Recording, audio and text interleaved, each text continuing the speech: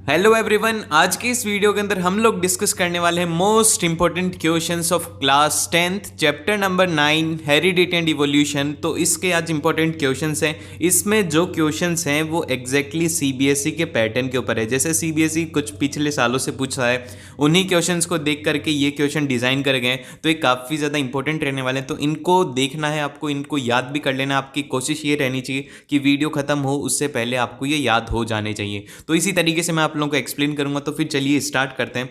अभी देखो, बेसिकली ये चैप्टर है हेरिडिटी एंड इवोल्यूशन। इसके बारे में जो इवोल्यूशन वाला पार्ट था उसमें ये बताया गया था कि किस तरीके से हम, जैसे कि हम पहले बंदर थे, इंसान क्या था, वो था पहले बंदर। अब बंदर से हम बन गए इंसान। तो कई कई लोग तो फिर भी इंसान होने के बाद भी बंदर रहते हैं, लेकिन कोई बात नहीं, पर बंदरों से इंसान बन गए। तो इसी तरीके से ये इवोल्यूशन था कि किस तरीके से इवोल्यूशन हुआ। तो ये वाला पार्ट आपके उसमें से रिमूव कर दिया गया, तो ये वाला पार्ट नहीं पढ़ना। आज हम हेरिडिटी के ही इंपॉर्टेंट क्वेश्चंस डिस्कस करने वाले हैं। पर मेरे को एक सीरीज थी, जैसे कि ये तो हैं आप, मतलब ठीक है, ये हो गए आप, और फिर उसके बाद में नेक्स्ट वाली सीरीज में आते हैं हमारे पापा लोग। ठीक है, पापा आ गए। फिर उसके बाद में आते हैं दादा। ठीक है, ये क्या होते हैं भैया, दादा आते हैं। ठीक है, दादा के बाद में क्या आते हैं भैया, दादा के बाद में उनके पापा, तो वो होते हैं परदादा हमारे। और फिर उसके बाद में परदादा के बाद में कौन से वाले आते हैं, अगर किसी को पता है तो मेरे को कमेंट बॉक्स में बताओ। नेक्स्ट 2 सीरीज अगर किसी को पता है, मेरे को तो नहीं पता, तो आप लोगों में से अगर किसी को पता है तो परदादा के बाद में क्या आता है मुझे नहीं पता, आप लोग कमेंट बॉक्स में बताइए कि क्या आते हैं।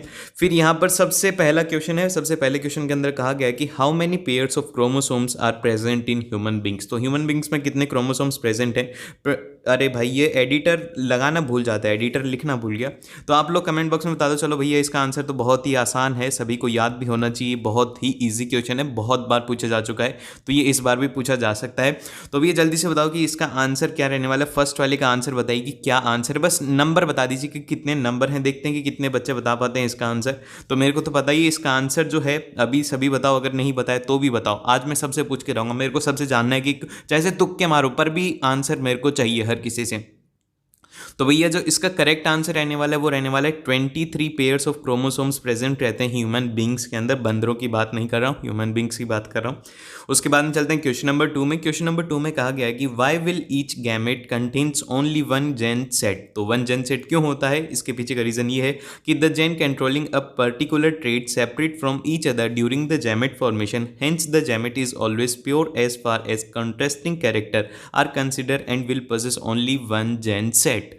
और फिर उसके बाद में चलते हैं नेक्स्ट क्वेश्चन की तरफ, जो कि question number 3, what are chromosomes. देखिए अभी इसमें जो इस चैप्टर से ज़्यादातर क्वेश्चंस कहाँ से आएंगे, इस चैप्टर में एक तो आएंगे डेफिनेशन से, जितनी भी डेफिनेशन है वो सब इंपॉर्टेंट है। और फिर उसी के साथ में एक आएगा कि वेरिएशन, इसमें वेरिएशन किस तरीके से होते हैं, क्यों होते हैं, acquired trait, non acquired trait, इस तरीके से ये जो ट्रेट्स हैं इनके बारे में क्वेश्चन आ सकते हैं। और इसकी जो एक्टिविटी है, एक्टिविटी ज़रूर से पढ़ लेना, जो मैंडेल मतलब कि मैंडन, अरे क्या बोल रहा हूँ मैं, मेरे से बोला नहीं जा रहा, मेंडल एक्सपेरिमेंट है, उसको जरूर से पढ़ लेना। यहाँ पर ये काफ़ी ज़्यादा इंपॉर्टेंट है, वो एक्टिविटी से क्वेश्चन आ सकता है। पूछा ये जाएगा कि एक्सप्लेन मेंडल एक्सपेरिमेंट, तो वो क्वेश्चन आ सकता है, तो उसको थोड़ा इंपॉर्टेंट है, तो उसको पढ़ना जरूर से।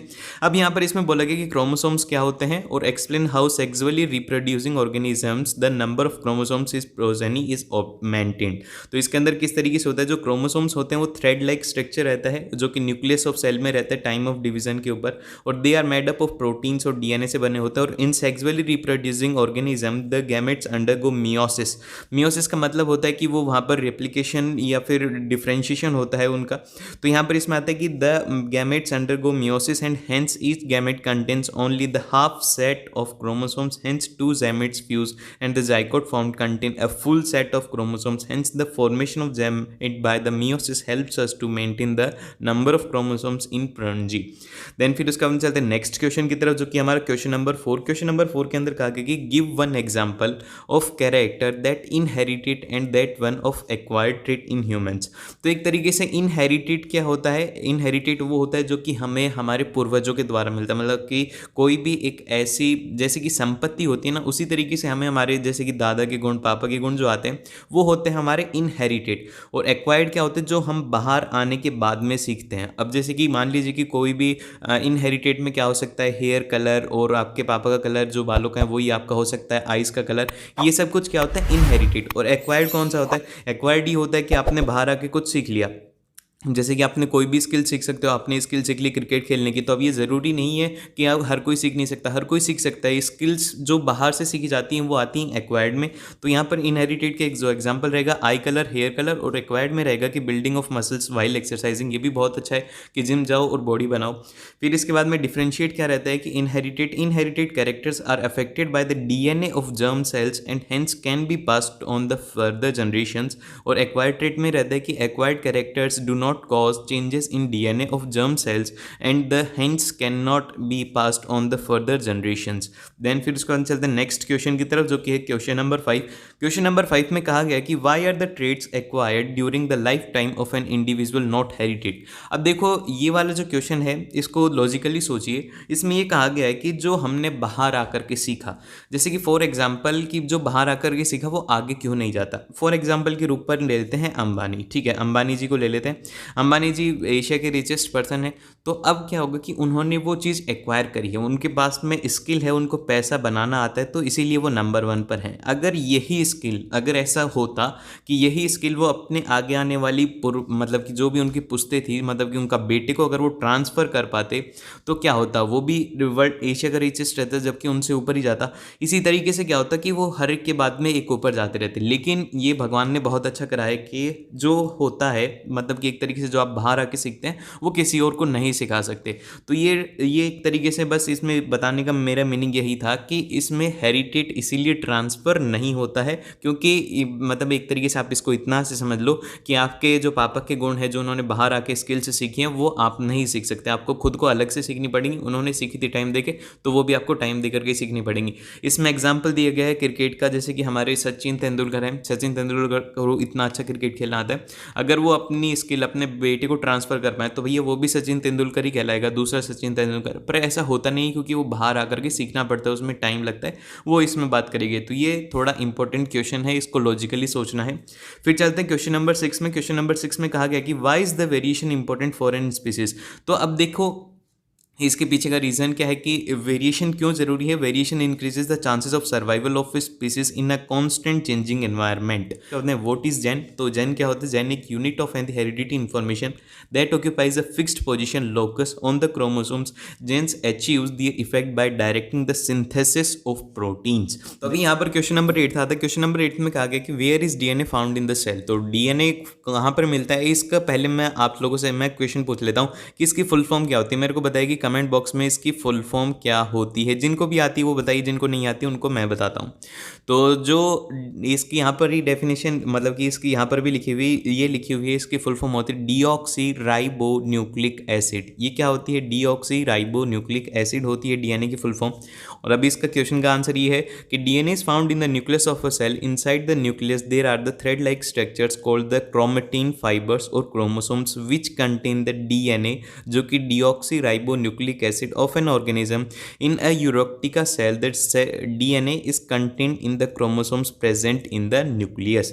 Then फिर चलते हैं क्वेश्चन नंबर 8 में। इसमें बोला गया कि name the information source for making the protein in the cells. The information of source for the in cell is DNA, which is deoxyribonucleic acid.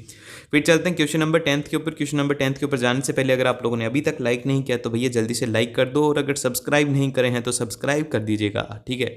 अब चलते हैं क्वेश्चन नंबर 10 में। क्वेश्चन नंबर 10 में बोला गया कि how do the gene control traits. तो यहाँ पर the gene controls the characteristics by specific protein and genes are segment of DNA that contain information to form RNA which ultimately forms protein and each gene contains 2 alleles and this instruct the cell to make the protein for the expression of traits.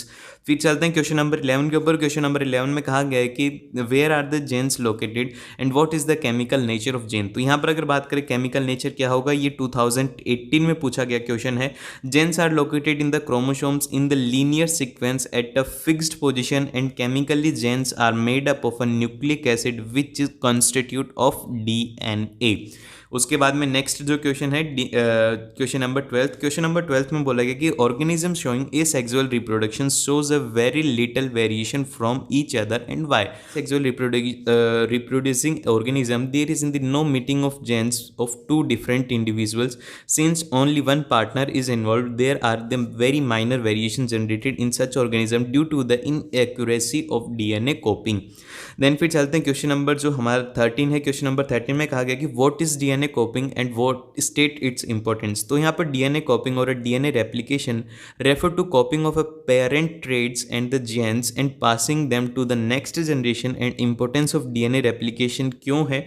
Characteristics of parent organism are transmitted to its offsprings, और यहाँ पर B वाले के अंदर है कि also some variations are produced there increases the rate of survival of species, और this is also form of an the evolution. तो यह भी इवोल्यूशन का तरीका है। फिर चलते हैं क्वेश्चन नंबर 14 के अंदर कि बेसिक मैकेनिज्म ऑफ इनहेरिटेंस क्या रहेंगे। तो इसके 7 पॉइंट्स हैं, इनमें से कोई से भी, अगर ये 3 पॉइंट में आता है, 3 मार्क में आता है, तो आप 4 से 5 पॉइंट लिख सकते हो, और अगर ये 5 मार्क्स में तो नहीं आने वाले, 2 मार्क्स में आते हैं, तो इसके 2 पॉइंट कोई से भी लिख सकते हैं। तो इनमें से कोई से भी पॉइंट लिख दीजिएगा।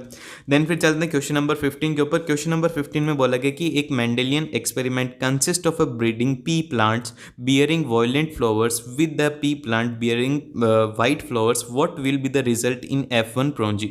तो ये वाला जो एक्सपेरिमेंट है, इससे क्वेश्चन आ सकते हैं, इससे इस तरीके का क्वेश्चन एक बार सीबीएसई में पूछा जा चुका है, तो इस एक्सपेरिमेंट को भूलना मत। तो in Mendelian experiment, the breeding of the pea plants bearing violet flowers with the pea plants bearing white flowers leads to the production of all violet color flowers, जो कि F1 prongee plants रहेंगे, and the plants bearing violet color to a flower is dominant and right coloured flower, right नहीं रहेगा यहाँ पर, ये white रहेगा। ये यहाँ पर गलती कर दी फिर से, और यहाँ पर white coloured flower in a P plant. तो इस तरीके से आपका पूरा हो गया है इसका रिवीजन, और अगर आपको इसके स्क्रीनशॉट ले सकते हो आप इसकी पीडीएफ के। देन फिर इसके बाद में मिलते हैं नेक्स्ट वीडियो के अंदर कोई इंपॉर्टेंट और टॉपिक के साथ में, और टर्म 2 के सैम्पल पेपर मैंने अपलोड करनी है, तो वो जा करके ज़रूर से चेकआउट कर लीजिएगा।